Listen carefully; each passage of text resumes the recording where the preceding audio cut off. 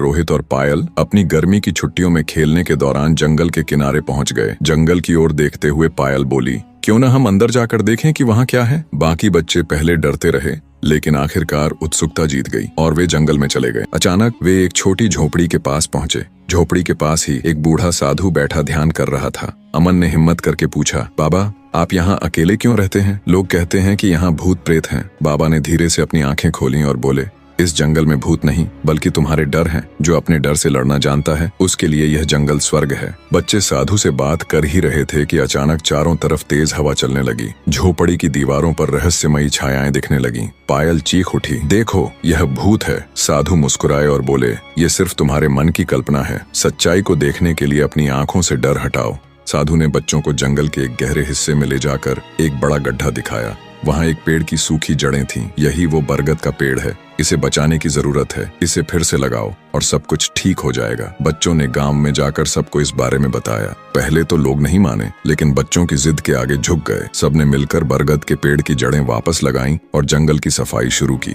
धीरे धीरे अजीब घटनाएं खत्म होने लगीं। कहानी खत्म होते होते गाँव वालों को एहसास हुआ कि असली भूत उनकी खुद की लापरवाही और लालच था। जब उन्होंने प्रकृति का सम्मान किया तो सब कुछ ठीक हो गया। साधु ने बच्चों को आशीर्वाद दिया और कहा, याद रखना, प्रकृति तुम्हारी माँ है। उसकी रक्षा करोगे तो वह हमेशा तुम्हारा ख्याल